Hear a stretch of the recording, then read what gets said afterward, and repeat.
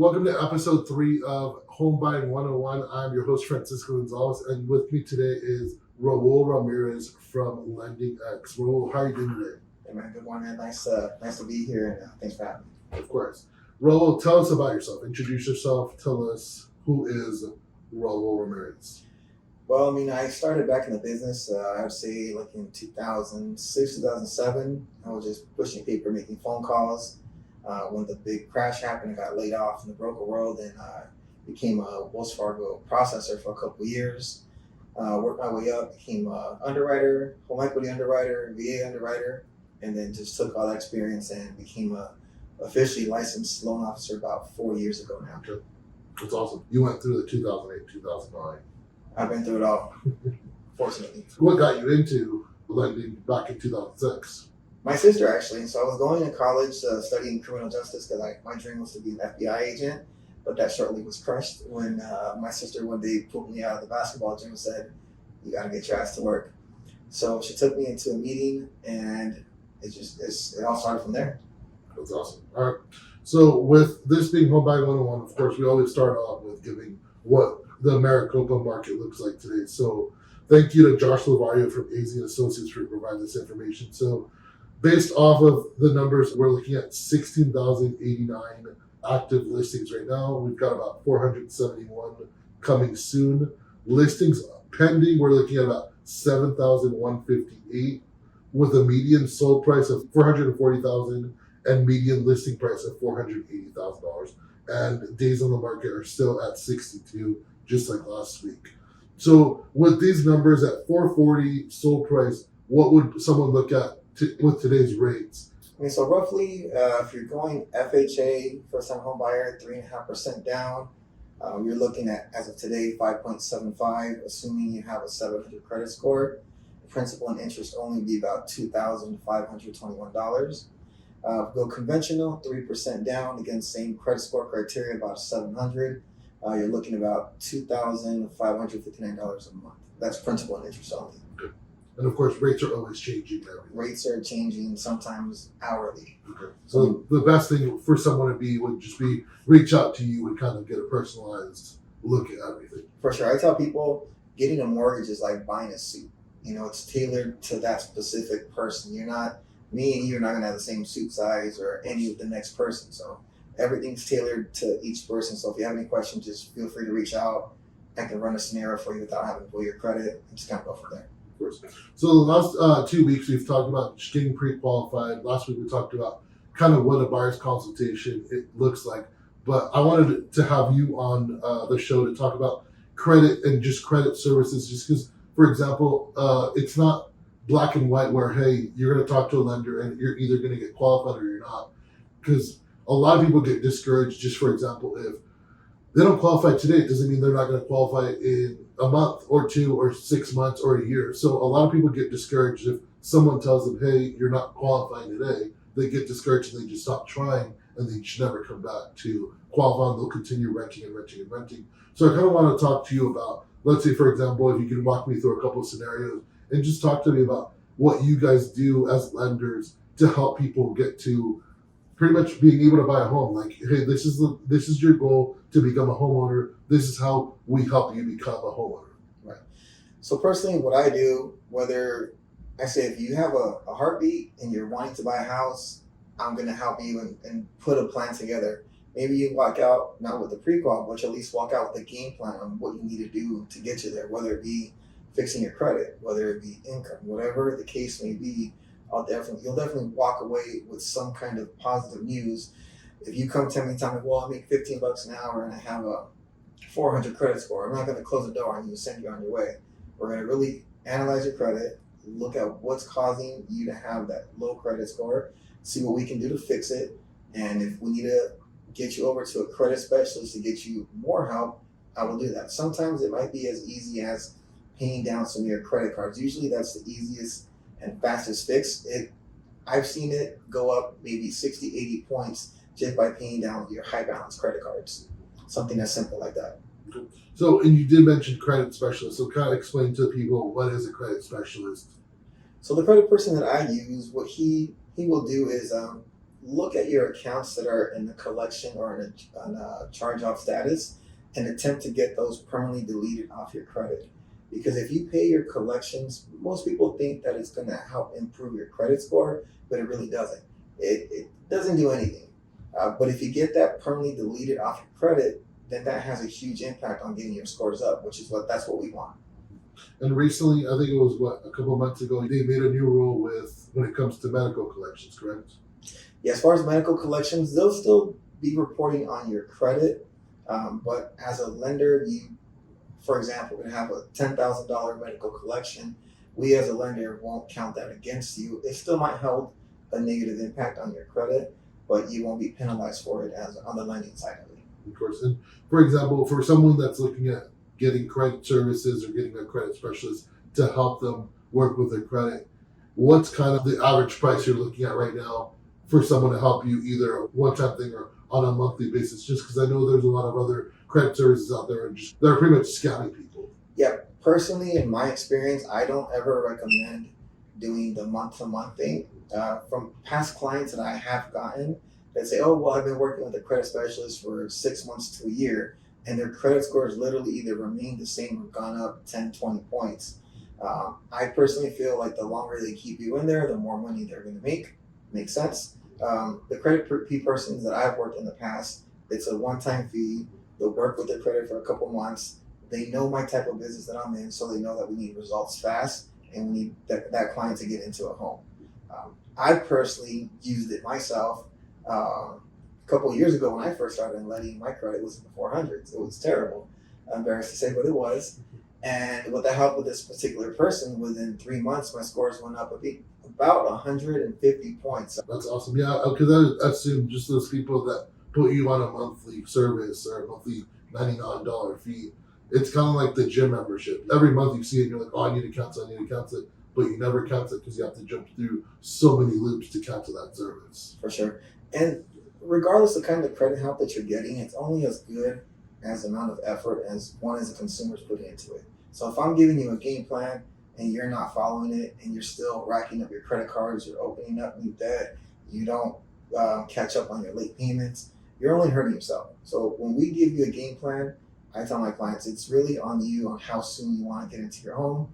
Here's the game plan, and it's up to you. Sure. Awesome. So can you kind of give me some examples of one of your clients that you've helped pretty much from A to B and got into the home, and how long did it take? What did they have to do to fix their credit? So going back to that last scenario I was telling you about, it was a client that came over. It was a referral of a family member, and they had been working with someone that was on a month-to-month basis fixing their credit for like a year now, and they were still like in the 585, 575 range for like a year. And I plugged them in with my credit person. It was something as simple as getting a couple things deleted, paying down some credit card debt. They were behind on some payments as well. And it took about 5 months or so, and they ended up about in the 720s. And it all happened in a matter of like 5 months. That's awesome. So you were able to help them fix their credit and, of course, get into a home. Yeah, for sure. And you said it took 5 to 6 months? About 5 to 6 months in that case. And again, everything is case by case basis. Sometimes if you, for example, you have nothing but bad credit and no active trade lines, that might take a little longer only because you have more bad credit to outweigh the good credit. But if it's something where it's like you have some active trade lines or not too bad, and your bad credit doesn't overpower the good, then that's something that can be fixed sooner. So again, it's like buying a suit. It's literally tailored to every person. And one big misconception that I always see, and I want you to go into detail, is this: why should someone not be someone's co-signer on a loan, a car loan, or something else? Because a lot of people are under the misconception, I only signed to lend them my credit, but it's not going to affect my credit whenever I want to go purchase something like a home. Correct. Or people say, oh, well, it's not going to affect me because I was just placed on there a second. But regardless whether you're the main borrower or a co-borrower, it's still going to impact you the same. If that person is late on their payment, it's going to have a negative impact on yours, just as well as they pay it for the 5 years is going to give you good credit. Not only that, but say you co-sign for someone on a car and the payment's $700 because I've seen it. That's going to take away from your debt to income ratio. Now you're getting hit with a $700 payment that really isn't yours. Of course. And then also I always heard that what could help, especially as a parent for kids, is adding your kid as an authorized user on your credit card. Let's say, I think you can do it as early as when they're 14. Don't give them a card, of course, but add them as an authorized user on your credit card so that they can build credit. So by the time they're 18, you're going to only help them get ahead. Correct. That's a good strategy. Even now, I sometimes tell people to do that. If perfect example, someone who has no credit, that's my favorite because you can literally have them get added to someone's credit card as an authorized user, have them open their own secured credit card. Within 30 to 45 days, they'll be in a 700 credit situation. So that definitely works. But the good authorized user, you want to make sure that they have it's at least open for 6 months, at least, low credit card balance, and no late payments. Because if they have late payments or if the credit card's maxed out, then that's going to hurt you more. It's going to benefit you. Of course. So give me some other things that you could do to positively affect your credit that we can kind of let everyone know that, hey, if you can do these things, it's going to always positively affect your credit. The biggest one, like we've already talked about, is keeping your credit card balances low. That's and when the you say low, what percentage? Like, let's say of 100%, keep them under 30%, or I would say under 30%. I think the sweet spot, personally, from what I've seen, is like 20 to 25%. The lower the better, but 20-25% seems to be the sweet spot. but never have completely paid off. Not paid off. You could have sometimes some situations we need them down to a $10 balance. I'd recommend, but for the most part, if you're just going to be using it, keep it down to at least a 20-25% balance. Worst case scenario, if we're short a couple points and we can run a credit score simulator, and if we need it at a $10 balance or pay down to zero, then at that point I'd ask you to do that. Okay. What other things should people do to positively affect their credit? Other things, the biggest one is on-time payments. That has a huge weight on your credit. Sometimes even a late payment can drop your score immediately, like 20-25 points, if not more. That's the biggest thing. The other thing, I have clients who say they're behind on a credit card or something, $500. They're like, oh, well, they said I can make payments of, X amount of dollars per month and I'll be fine. Yeah, you'll be fine, but on credit, you're still behind past due that large amount, and it's going to continue reporting late month after month until you catch up on that past due balance. So that's the biggest misconception that I get from clients, and I tell them, hey, yeah, they're agreeing on taking your small payments, but it's still going to affect your credit. So you want to pay that balance and then just keep up. And I know it's tough, but it's what it is. All right. So on the other side of the coin, what are some do nots that we want to let our clients know, or your clients know not to do? Yeah, don't miss the payments. Don't rack up your credit cards. Avoid having your credit ran if unnecessary. That's another big thing, though. Clients are scared to come when they talk to us. Hey, well, I need to run your credit. Well, is my credit score going to drop? Not necessarily. I mean, if you have, I'm going to pull it one time. It's not like you're buying a car where they may run it 10, 20 times to shop it around different lenders. We're not going to do that.